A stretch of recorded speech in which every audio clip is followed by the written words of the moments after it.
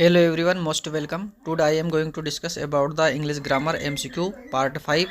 यदि इससे पहले वाले वीडियोस आपने नहीं देखे हैं तो डिस्क्रिप्शन बॉक्स में उसकी लिंक दी गई है जहां से आप उस वीडियोस को देख सकते हो। 29 सेंटेंस है। I buy that mobile if I had money. I buy that mobile, मैं यह मोबाइल खरीदता। इफ आई हैड मनी, यदि मेरे पास पैसा होता तो मैं यह मोबाइल खरीदता। देखिए यहाँ पर वुड और वुड हैव दो मॉडल वर्ब दिए। एक तो वुड, यहाँ पर विल की सेकंड फॉर्म होती है वुड, WILL विल, और विल की सेकंड फॉर्म होती है वुड। और यहाँ पर विल हैव की सेकंड फॉर्म है वुड हैव। ठीक है, तो ये हैव आता है ना, तो उसके साथ वर्ब की थर्ड फॉर्म आती है, ध्यान रखना। जैसे हैव प्रेजेंट परफेक्ट टेंस की हेल्पिंग वर्ब में आती है, हेल्पिंग वर्ब हैज है, वो प्रेजेंट परफेक्ट टेंस उसकी थर्ड फॉर्म यूज होती है ना। और एक shall have will have future perfect tense की हेल्पिंग वर्ब, उसके साथ वर्ब की थर्ड फॉर्म यूज होती है। तो ये हैव से पता चल रहा है कि थर्ड फॉर्म आना चाहिए वुड हैव के साथ। तो अगर मान लो मैं यहाँ पर वुड हैव चूज करता हूं तो वुड हैव के बाद यहाँ पर थर्ड फॉर्म आनी चाहिए। तो यहाँ तो बाय लिखा, फर्स्ट फॉर्म लिखी है। बाय की थर्ड फॉर्म बाट होती है। अगर यहाँ बाट लिखा होता तो मैं यहाँ पर वुड हैव भर सकता था।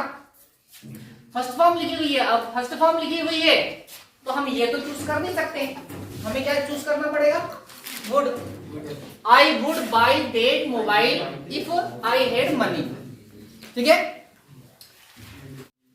अब देख लीजिए, she go to temple every day. She go, वह जाती थी, टू टेम्पल मंदिर, एवरीडे प्रतिदिन, वह प्रतिदिन मंदिर जाया करती थी। When she lived in village, जब वह गांव में रहती थी। When she lived, जब वह रहती थी, in village, गांव में, जब वह गांव में रहती थी तो प्रतिदिन मंदिर जाया करती थी। अब देखिए यहाँ पर तीन ऑब्जेक्ट दिए हैं, विल, वुड और कुड।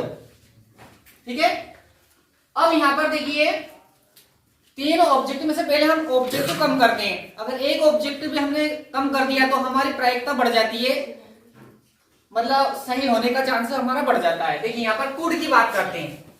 ये कुड है ना, ये कैन की सेकंड फॉर्म है कुड। कैन की सेकंड फॉर्म होती है कुड। हमने मॉडल वर्ब के बारे में बात करी थी, कैन और कुड, मे और माइट, है ना, याद आ रहा है? कैन और कुड, मे और माइट। तो कैन एबिलिटी के लिए यूज होता है, किसी काम को करने की अगर उस एबिलिटी होती है व्यक्ति के अंदर। जैसे आई कैन स्पीक इंग्लिश, मैं इंग्लिश बोल सकता हूं। I can lift 50 kg weight, मैं 50 किलो वजन उठा सकता हूं। तो ऐसी किसी काम को करने की अगर एबिलिटी हो तो उसमें कैन का प्रयोग होता है। तो यहां पर देखिए, she go to temple every day, वह प्रतिदिन मंदिर जाया करती थी। When she lived in village, जब वह गांव में रहती थी। तो यहाँ पर कोई एबिलिटी वाली बात तो हुई नहीं, तो यहाँ पर ये कुड का इस्तेमाल तो होगा नहीं। अब हमारे पास ऑप्शन बचते हैं दो, विल और वुड। ये विल फर्स्ट फॉर्म, ये सेकंड फॉर्म है ना। ये विल फर्स्ट फॉर्म है, ये उसकी सेकंड फॉर्म है। फर्स्ट फॉर्म सेकंड फॉर्म, हमने तरीका बता दिया आपको। दो सेंटेंस दिए जाए तो आगे वाला सेंटेंस प्रेजेंट में होगा तो बाद वाला सेंटेंस भी प्रेजेंट में, आगे वाला सेंटेंस पास्ट में होगा तो बाद वाला सेंटेंस भी पास्ट में, है ना। और पास्ट मतलब पास्ट फॉर्म मतलब सेकंड फॉर्म। तो हम सेंटेंस को चेक कर लेते हैं। तो यहाँ पर देखिए दो सेंटेंस दिए, वेन लगा हुआ है यहाँ पर, है ना। वेन के आगे वाला सेंटेंस मतलब कामा लगा हुआ है, एक सेंटेंस इधर है, एक सेंटेंस इधर है। यहाँ पर सेकंड फॉर्म लगेंगे, देखिए लिव की second form lived, second form, इधर सेकंड फॉर्म तो इधर भी सेकंड फॉर्म आना चाहिए, सेकंड फॉर्म।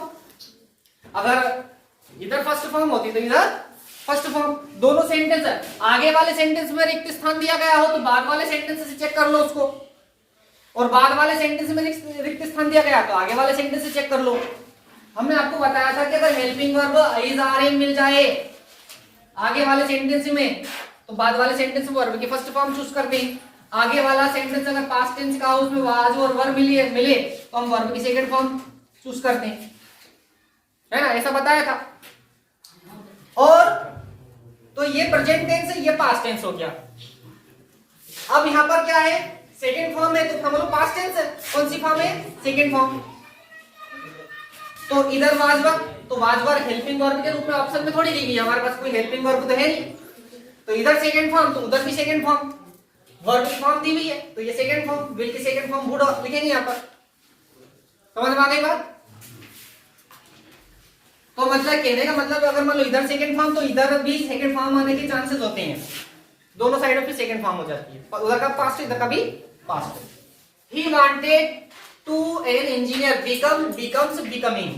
बिकम का मतलब होता बनना, बिकम्स का मतलब भी बनना, उसमें एस लगा हुआ है, प्रेजेंट इंडेफिनिट टेंस में इसे जोड़ते हैं, पहले टेंस में वो एस लगा के बताया उन्होंने यहाँ पर। ये आईएनजी फॉर्म और आईएनजी का पता है आपको कौन कौन से टेंस में आईएनजी यूज होता है? Present continuous, present perfect continuous, past continuous, past perfect continuous, future continuous, future perfect continuous, 6 tense में आईएनजी यूज होता है। तो हम यहाँ पर देख लेते हैं आईएनजी वाली, आईएनजी फॉर्म तो भरेंगे नहीं क्योंकि ये कोई आईएनजी वाला टेंस तो है नहीं है, ना तो ये वाक्य प्रेजेंट कंटिन्यूअस का है, इज आर एम है इसमें, ना ये प्रेजेंट परफेक्ट कंटिन्यूअस का, इसमें हैज बीन हैव बीन भी नहीं है, ना ये वाक्य पास्ट कंटिन्यूअस का वाज वर भी नहीं है, ना ये वाक्य पास्ट परफेक्ट कंटिन्यूअस का है, हैड बीन भी नहीं है इसमें, ना ये वाक्य फ्यूचर कंटिन्यूअस का है, सेल बी विल बी भी नहीं है इसमें, ना ये फ्यूचर परफेक्ट कंटिन्यूअस का shall have been will have been. तो आईएनजी वाली फॉर्म तो यार इसमें चूज होगी नहीं। अब हमारे पास दो फॉर्म बचती है, बिकम और बिकम्स, दोनों में से एक चूज करना, एक एस वाली और एक बिना एस वाली।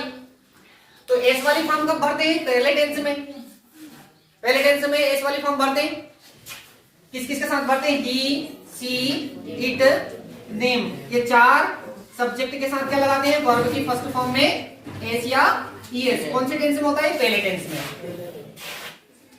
टेंस का चार्ट है, उसको कभी खोल के देख लेना, गलती से भी खुल जाए तो देख लेना उसमें, है ना। तो प्रेजेंट इंडेफिनिट टेंस में वर्ब की फर्स्ट फॉर्म में से जोड़ते हैं, तो देख लेते हैं ये बाकी प्रेजेंट इंडेफिनिट का है क्या? नहीं, सेकंड फॉर्म लगी है, वांटेड की सेकंड फॉर्म वांटेड लगी हुई है। कौन सी फॉर्म लगी है? सेकंड फॉर्म लगी है, इसका मतलब प्रेजेंट इंडेफिनिट टेंस का वाक्य है, तो ये एस वाली फॉर्म भी यूज नहीं होगी। फिर बचा क्या हमारे पास? बिकम बचा है, क्या भर देंगे हम यहाँ पर? बिकम। समझ में आ गई? He wanted to become an engineer, वह इंजीनियर बनना चाहता था।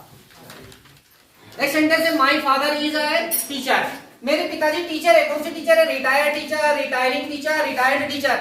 रिटायर्ड टीचर होता है, ये कुछ ये नहीं होता कुछ भी, है ना।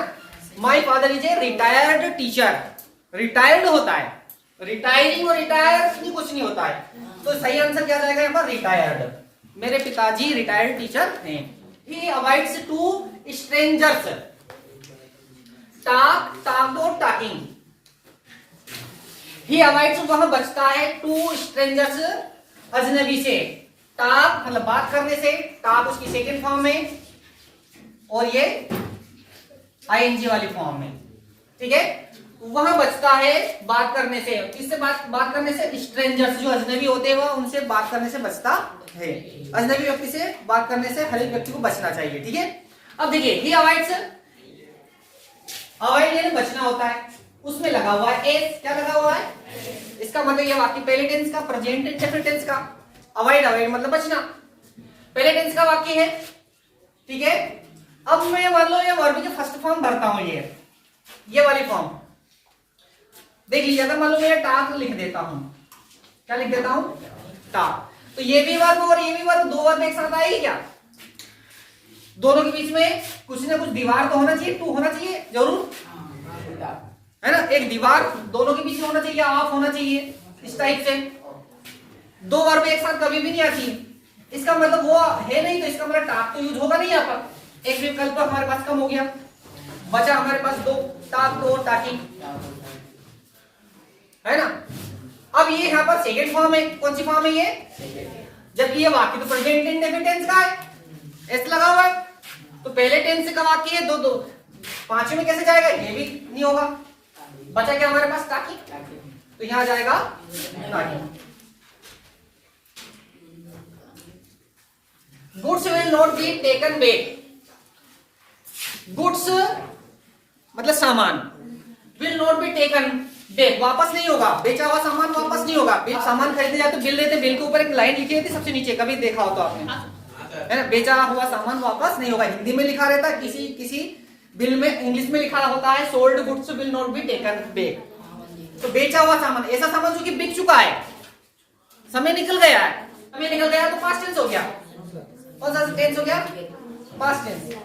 जो समय निकल जाता तो सोल्ड गुड्स, बेचा हुआ सामान, वो सामान तो बिक गया इसलिए सोल्ड गुड्स होगा।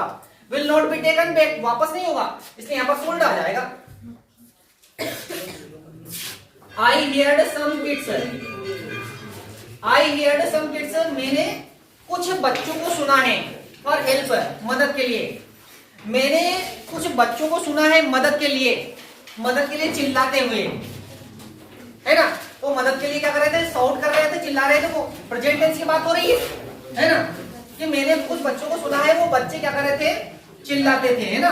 तो यहाँ से आ जाएगा साउट, साउटेड सेकंड फॉर्म नहीं आएगी यहाँ पर, है ना, ये आ जाएगा साउट।